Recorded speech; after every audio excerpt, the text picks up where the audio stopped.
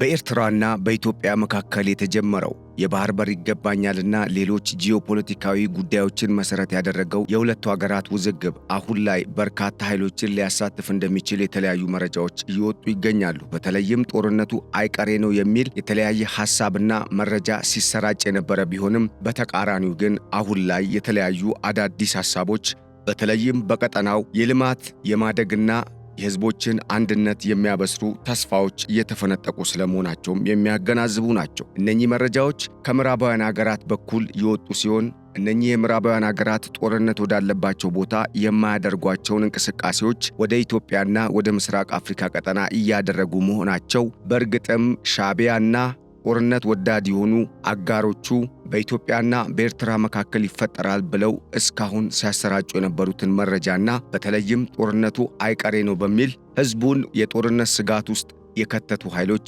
የሚያፍሩበትን የሚመስል የሚያሳፍር አዲስ መረጃ እየወጣ ነው። ይህ መረጃ በዋናነት ወደ ኢትዮጵያ ቢሊዮን ዶላሮች ኢንቨስትመንቶች እየመጡ ስለመሆናቸው አመላክቷል። መረጃው ከዚህም በተጨማሪ ከሰሞኑ በዘ ኢኮኖሚስትና በሆርን ሪቪው አማካኝነት በኢትዮጵያ መንግስት በኩል ተሰራጩ የተባሉ መረጃዎችን በሚመለከት እነኚህ መረጃዎች የኢትዮጵያ መንግስት ለሰላም ያለውን ቁርጠኝነትና ለኢንቨስትመንትም ያለውን ፍላጎት በእጅጉ ያሳዩ ናቸው ተብሏል። በሌላ በኩል ኢትዮጵያ ላይ ያለውን ስጋት ያመላከተው ዘ ኢኮኖሚስት አዲስ ባወጣው ሪፖርት ኤርትራ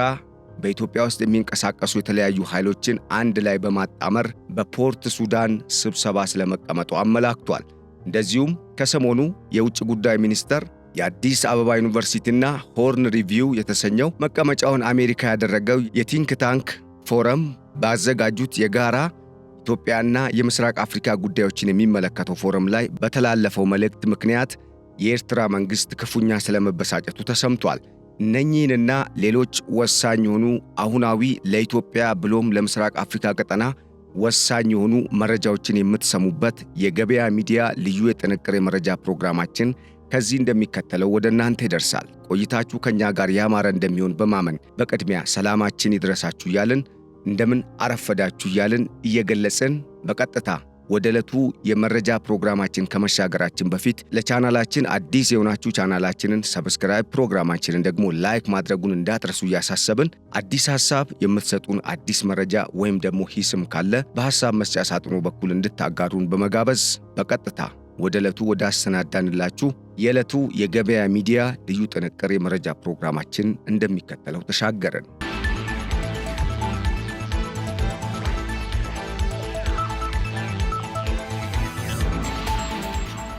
በኢትዮጵያና በኤርትራ መካከል ጦርነትን ያስነሳል የተባለው የኢትዮጵያ የባህር በር ጥያቄና የኤርትራ ጸባጫሪነትና በኢትዮጵያ የውስጥ ጉዳይ ውስጥ እጇን አዝልቃ ማስገባት ጉዳይ አሁን ላይ በርካቶችን እያነጋገረ ነው። በተለይም ሁለቱ ሀገራት ይህንን ሁኔታ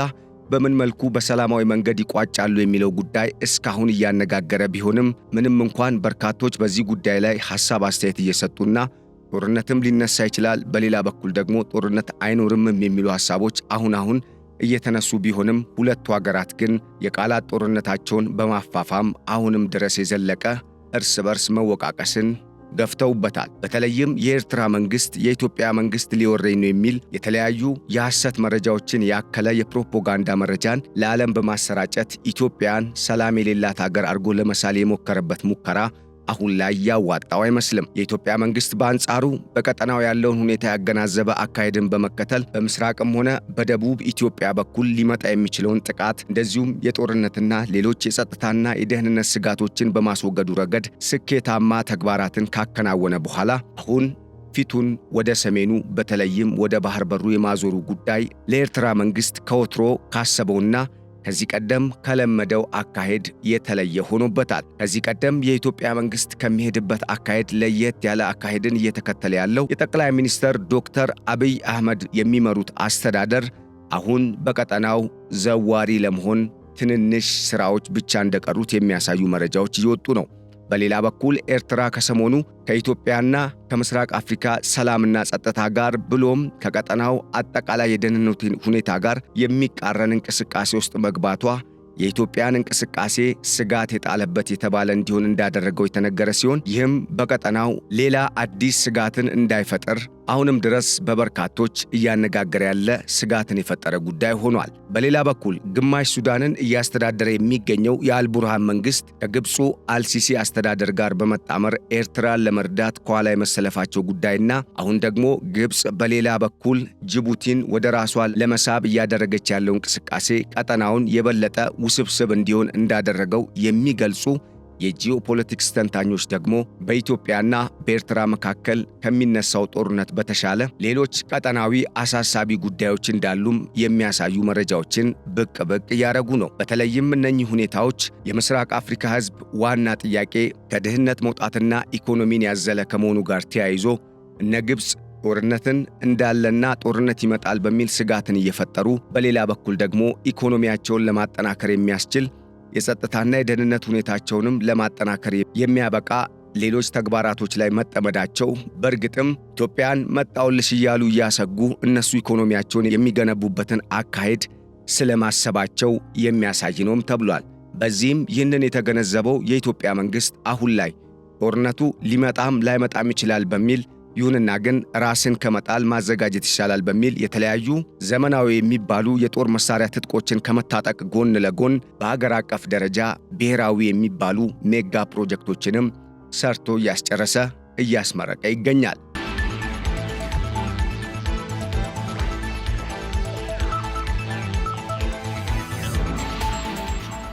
ታዲያ ይህ ሁኔታ በእጅጉ የማረካቸውና የሳባቸው የምዕራባውያን አገራት አሁንም ከወትሮ በተለየ መልኩ ኢትዮጵያን መዳረሻቸው ማድረጋቸው ለኤርትራም ሆነ ኢትዮጵያን በመቃረን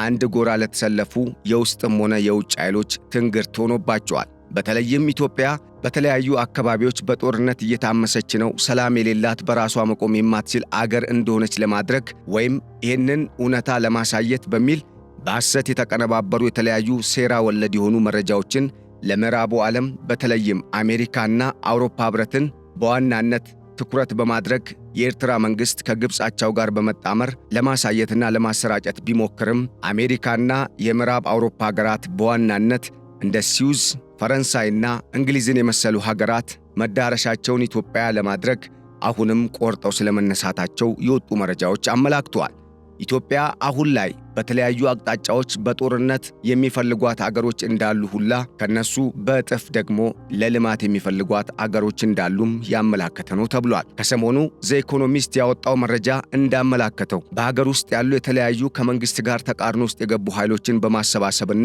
ኢትዮጵያን ለማተራመስ ከዚህ ቀደም ሲቋምጥ የነበረውና በርካታ ስራዎችንም በመስራት የኢትዮጵያን ሰላም በማናጋት ወደር ያልተገኘለት የሻዕቢያው አዛውንቱ ፕሬዝዳንት ኢሳያስ አፈወርቂ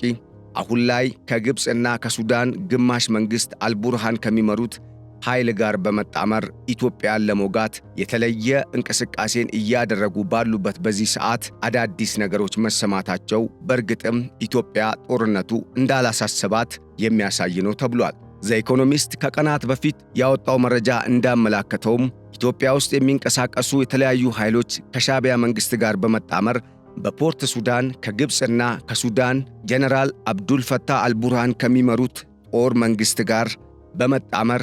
ኢትዮጵያን እንዴት ማዳከም እንደሚቻልና የኢትዮጵያን ማዕከላዊ መንግስት በምን መልኩ መጣል ይቻላል የሚል ሐሳብን አጀንዳ በማድረግ ከኢትዮጵያ በተለይም በዲያስፖራው ከተመው የኢትዮጵያን መንግስት እንቀይራለን ብለው በመዛት ላይ ከሚገኙ ኃይሎች ጋርም በመጣመር ትልቅ ሚስጥራዊ ሆነ በእነሱ በተለይም ትልቅ ቦታ የተሰጠው የሚባለውን የኢትዮጵያን መንግስት ማዕከል ያደረገ ስብሰባ ስለማድረጋቸው መረጃው አመላክቷል። በዚህ ስብሰባ ላይ የተለያዩ የጦር ዕቅዶችንና ስትራቴጂዎችን ማውጣታቸው የተገለጸ ሲሆን በዚህም በቀጣይ የኢትዮጵያን መንግስት ለመጣል አሊያም ኢትዮጵያ እንደ ሀገር ከዚህ አሁን ካለችበት እንቅስቃሴ ፈቅ እንዳትል ለማድረግ የሚያስችል ስትራቴጂ መንደፋቸውን የሚያሳይ አዲስ ሚስጥራዊ መረጃ አፈትልኮ ስለመውጣቱ ተሰምቷል። ይህ መረጃ በተለይም የኢትዮጵያን አሁናዊ አካሄድ ባለመረዳት የመጣ ነው የሚሉ የተለያዩ የጂኦፖለቲክስና የዓለም አቀፍ ግንኙነት ተንታኞች እንደሚያስረዱት ኢትዮጵያ አሁን ላይ እየሄደች ያለው አካሄድ ጦርነት እንኳን ቢመጣ እንዳትወድቅ ራሷን በአግባቡ መገንባትና ተቋቁማ ማለፍ፣ ማንሰራራት ብሎም መሻገር እንድትችል የሚያስችላት እንደሆነ ያምናሉ።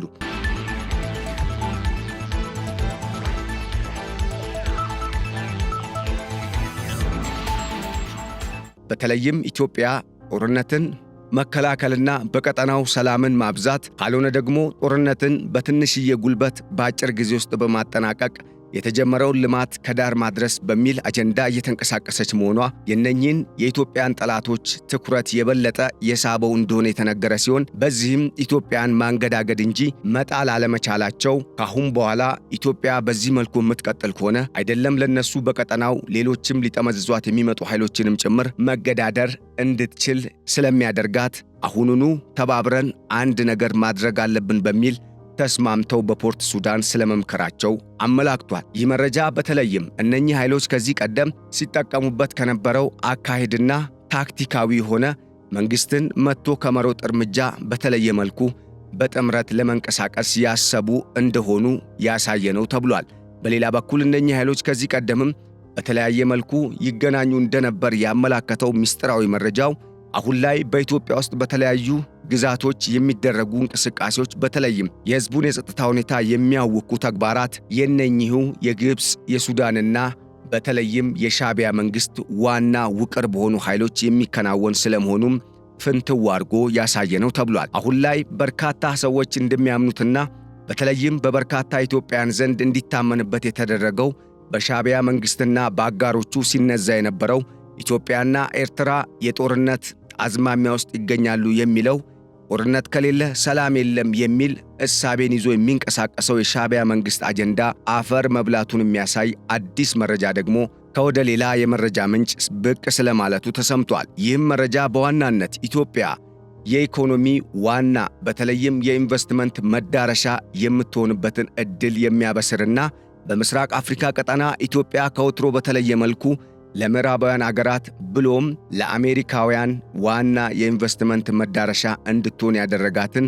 መጀመሪያ ላይ የተቀመጠችበትን አማራጭ የሰጠ ነው ተብሏል። በዚህም አሜሪካ ከሰሞኑ ኢትዮጵያ ጀምሬዋለሁ ያለችውን የቢሾፍቱ ኤርፖርትን በሚመለከት ከ7 እስከ 8 ቢሊዮን ዶላር ገንዘብን ለመመደብና በኢትዮጵያ መንግስት በኩል የብድር ድጋፍን ለመስጠት መወሰኗ ጦርነት ባለበት ሀገር ከዚህ ቀደም እነኚህ ምዕራባውያን ሀገራት የማያደርጉትን ኢንቨስትመንት ለምን ሊያደርጉ ፈለጉ የሚለውን ጥያቄ የበለጠ ጎልቶ እንዲወጣ ስለማድረጉም ተሰምቷል። በዚህ ብቻ ያላበቃው የምዕራባውያን የኢንቨስትመንት እንቅስቃሴ 4 የስዊዝ ወይም የስዊዘርላንድ ኢንቨስተሮች እንደዚሁም ደግሞ 3 ከእንግሊዝ 5 ደግሞ ከፈረንሳይ የመጡ ኩባንያዎች በአዲስ መልኩ ቢሊዮን ዶላሮችን በኢትዮጵያ ውስጥ በማፍሰስ ኢንቨስት ለማድረግ ማሰባቸው በእርግጥም በኢትዮጵያና በኤርትራ መካከል ጦርነት ይኖራል አይኖርም የሚለውን ጉዳይ የሻዕቢያ መንግስት ሲነዛው እንደነበረው ሳይሆን በተለየ መልኩ የሚያጠራጥር እንዲሆን አድርጎታል። ምክንያቱ ደግሞ የምዕራባውያን ሀገራት በአብዛኛው ጦርነት ያለበት አሊያም የጦርነት ስጋት ባለባቸው ቀጠናዎችም ሆነ ሀገራት ውስጥ ቢሊዮን ዶላሮችን አውጥተው ኢንቨስት ለማድረግ ፍላጎት የሌላቸው መሆኑና ይህንንም የማይደፍሩ ተሞክሮ ያላቸው ከመሆናቸው ጋር ተያይዞ አሁን ላይ ኢትዮጵያና ኤርትራ መካከል የጦርነት ስጋት አለ በሚባልበት በዚህ ወቅት እነኚህ ምዕራባውያን ሀገራት ቢሊዮን ዶላሮችን በማፍሰስ ኢትዮጵያ ውስጥ ኢንቨስት ለማድረግ መወሰናቸው በእርግጥም የሻዕቢያ መንግስትና ተጣማሪዎቹ እንዳሰቡት በኢትዮጵያና በኤርትራ መካከል ሻዕቢያና ግብፅ የፈለጉት በተለይም ግብፅ የምታተርፍበት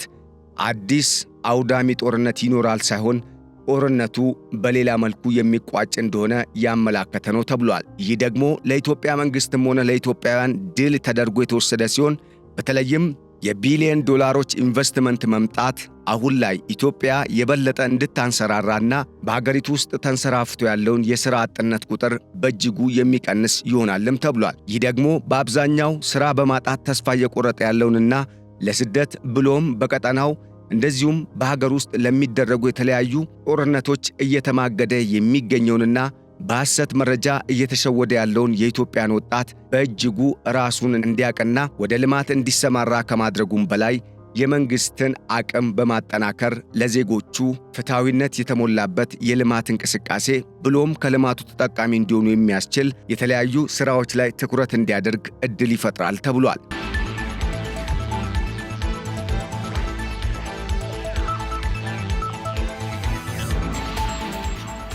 ተንታኞች እንደሚያስረዱት ምዕራባውያን ሀገራት በተለይም በአሜሪካ የሚዘወረው የምዕራቡ ብሎክ በኢትዮጵያ ውስጥ ኢንቨስት ለማድረግ መወሰኑ በእጅጉ አስደሳች ከመሆኑም በላይ እነ ኤርትራና ግብፅን ያስቆጣ ነውም ብለዋል። በተለይም ይህ ጉዳይ ኤርትራ በጦርነት ከኢትዮጵያ ጋር የምትፋለም ከሆነ ወይም በኢትዮጵያና በኤርትራ መካከል ጦርነት የሚቀሰቀስ ከሆነ ከዚህ ቀደም እንደተባለው ሊሞት አንድ ሐሙስ የቀረውን የሻዕቢያ መንግሥት ሊያንሰራራ የሚችልበትና አሁንም በድጋሚ የሥልጣን ዘመኑን ሊያራዝም የሚችልበት ሌላ የገንዘብ አቅም እንደለመደው ከአጋሮቹ አሊያም ኢትዮጵያን እንድትተራመስ ከሚፈልጉ የኢትዮጵያ ታሪካዊ ጠላቶች የገንዘብ ፍሰት እንዲያገኝ አሊያም እንዲኖር ስለሚያደርግ የጦርነቱ መቅረት የሻዕቢያን መንግሥት ከመጉዳቱም በላይ የሻዕቢያ መንግሥት እንደለመደው ቆሞ ቀር እንዲሆን ሊያደርገው እንደሚችል ተንታኞች ያስረዳሉ። በአንጻሩ የምዕራባውያን ኢንቨስትመንት ኢትዮጵያን መዳረሻ ማድረጉና ኢትዮጵያም አሁናዊ ለሆነው የቀጠናው አጠቃላይ የልማት እንቅስቃሴ ተመራጩ አገር መሆኗ በተለይም በኤርትራ ብቻ ሳይሆን በዚህ በምስራቅ አፍሪካና በቀይ ባህር ቀጠና ላይ ሊቃጣባት የሚችል ማንኛውንም ጥቃት ለመመከት የሚያስችል አቅምን ከኋላ እያዳበረች እንድትመጣ የሚያደርግ እንደሆነም የሚያስረዱ የጂኦፖለቲክስና የኢንተርናሽናል ሪሌሽን ጠበብቶች ያስረዳሉ። በተለይም እነኚህ የምዕራባውያን አገራት በኢትዮጵያ ውስጥ ኢንቨስት ለማድረግ ፍላጎት ማሳየታቸው ኢትዮጵያ ወደ ጦርነት እንኳን ብትገባ ጦርነቱ በቀላሉና በአጭር ጊዜ ውስጥ እንዲቋጭ ለማድረግ እነኚህ ኃይሎች ጫና የሚፈጥሩ መሆናቸው ለኤርትራ መንግሥት ዱብዳ ሆኖበታል ተብሏል። ያለ ጦርነት ዕድሜው መርዘም የማይችለውና በሀገር ውስጥ በተለይም በወጣቱ ዘንድ ከፍተኛ ቁጣ የተነሳበት የሻዕቢያ መንግሥት አሁን መጨረሻው ሊያበቃ ቀናት አሊያም ሳምንታት ወይም ደግሞ ወራት አሊያም ደግሞ ከዓመት ያልበለጠ ጊዜ ሊኖረው ይችላል የሚሉ የተለያዩ ሐሳቦች እየተነሱ ሲሆን በተለይም የሻዕቢያ መንግሥት ሀገር ውስጥ የሚያሳየው የማፈን ተግባርና በቀይ ባህር አፋሮች ዘንድ ደግሞ አሁንም ድረስ ታሪክ የማይረሳው ግፍን መፈጸሙ እነኚህ ኃይሎች ወደ ትጥቅ ትግል እንዲገቡና በሻዕቢያ መንግሥት ላይ አሁንም ወደፊትም የዚህ አይነት መንግሥት በኤርትራ ውስጥ እንዳይኖር የሚያደርግ ታሪክ መስራት አለብን የሚል ሕዝባዊ መግባባት የተፈጠረበት እንቅስቃሴ እንዲኖር ስለማድረጉም የወጡ መረጃዎች አመላክቷል።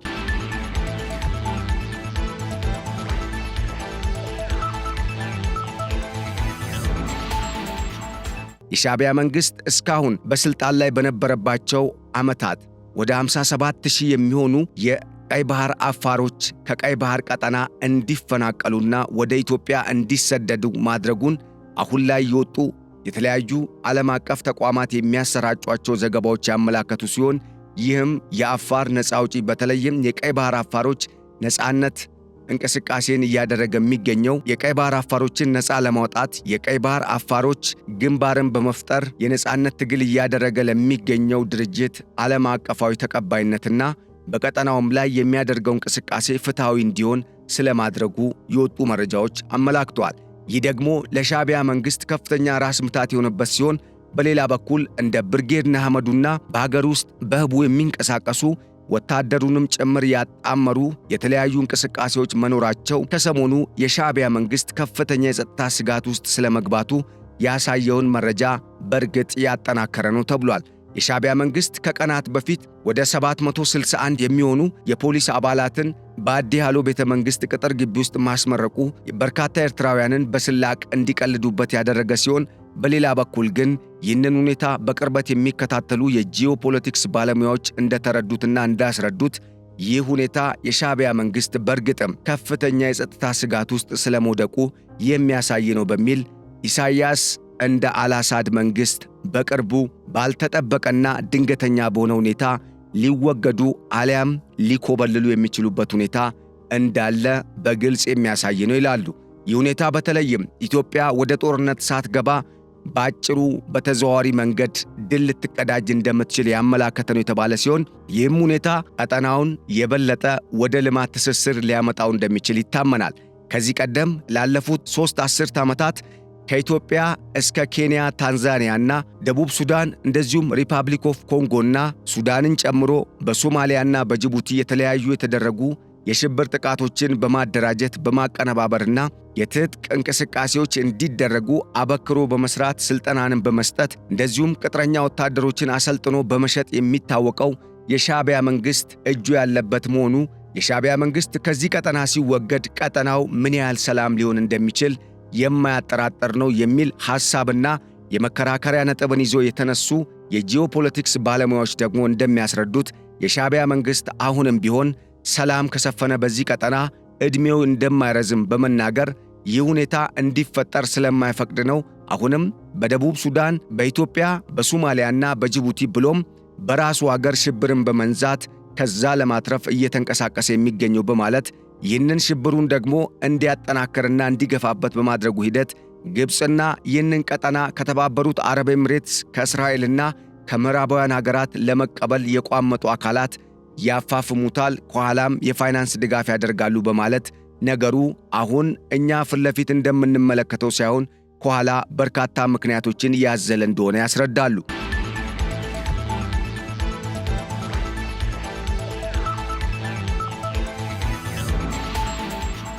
በሌላ በኩል ወደ ኢትዮጵያ እየመጡ ያሉ አዳዲስ ኢንቨስትመንቶች በተለይም ኢትዮጵያ አሁን ላይ በብሔራዊ ደረጃ የተለያዩ ከ30 ቢሊዮን ዶላር በላይ የሚቆጠር ሀብት የሚፈስባቸው ሜጋ ፕሮጀክቶችን ማስተዋወቋ በእርግጥም የዚህ አይነት ህዝቡ እንዳወራውና ስጋት ውስጥ እንደወደቀበት የሚያሳይ ትልቅ ጦርነት ከፊቷ ያለ ስለምን የዚህ አይነት ብሔራዊ ፕሮጀክቶች ላይ 30 ቢሊዮን ዶላር ልታፈስ ወሰነች የሚለውን ጉዳይ አጠያቂ ከማድረጉም በላይ በእርግጥም ጦርነት ያለ ቢሆን ኖሮ ኢትዮጵያ የዚህን ያህል ቢሊዮን ዶላሮች በተለይም ካለው ውስን ሀብት ላይ ቀንሳ ለነኚህ ኢንቨስትመንቶች አታውልም። ይልቁንም ኢትዮጵያ ጦርነቱን በሌላ መንገድ እየጨረሰች ነው የሚለው የተለየ ምልከታ የብዙዎችን ቀልብ እየሳበ መጥቷል። ይህ ሁኔታ በእርግጥም እውን የሚሆን ከሆነ ኢትዮጵያ ለአንዴና ለመጨረሻ ጊዜ ከቀይ ባህር በር ያገለሏትንና ቆምረው እንዲቆለፍባት ያደረጉ ኃይሎችን በመበጣጠስና ቅስማቸውን በመስበር በቀጣይ የቀይ ባህር ቀጠና ታላቁ አገር ወሳኝ ሚናን የምትጫወት ኃይል ሆና እንደምትወጣ ይጠበቃል። አበቃን። መልካም ቀን ይሁንላችሁ።